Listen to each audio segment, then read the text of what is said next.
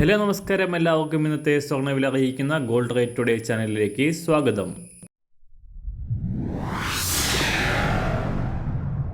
ഇന്നത്തെ സ്വർണ്ണവിലയിലേക്ക് കടക്കുന്നതിന് മുൻപായി എല്ലാ ദിവസവും സ്വർണ്ണവിലയും വെള്ളിവിലയും സ്വർണ്ണത്തെ സംബന്ധിച്ച കൂടുതൽ വിവരങ്ങളും യഥാസമയം ലഭിക്കാനായി സ്ക്രീനിൽ വലതുവശത്ത് കാണുന്ന ചുവന്ന നിറത്തിലുള്ള സബ്സ്ക്രൈബ് ബട്ടൺ അമർത്തിയതിനു ശേഷം തൊട്ടടുത്ത് കാണുന്ന ബെൽ ബട്ടൺ കൂടെ അമർത്തി തുടർന്ന് വരുന്ന ഓപ്ഷൻസിൽ ഓൾ എന്ന് സെലക്ട് ചെയ്യുക.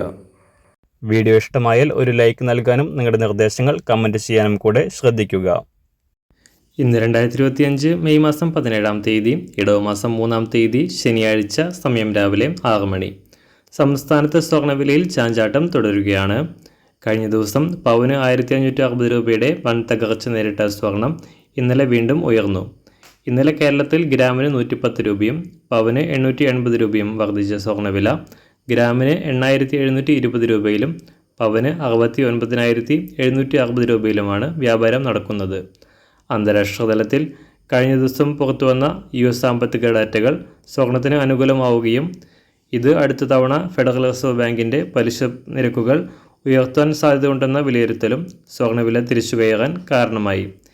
എന്നാൽ റഷ്യ ഉക്രൈൻ സമാധാന ചർച്ചകളുടെ ഭാഗമായി ഇരു രാജ്യത്തിൻ്റെയും പ്രതിനിധികൾ സംസാരിക്കാൻ തീരുമാനിച്ചത് നിക്ഷേപകർക്കിടയിൽ പ്രതീക്ഷ നൽകുകയും ഇതിൻ്റെ ഫലമായി അന്താരാഷ്ട്ര മാർക്കറ്റിൽ വീണ്ടും സ്വർണം താഴേക്കിറങ്ങി.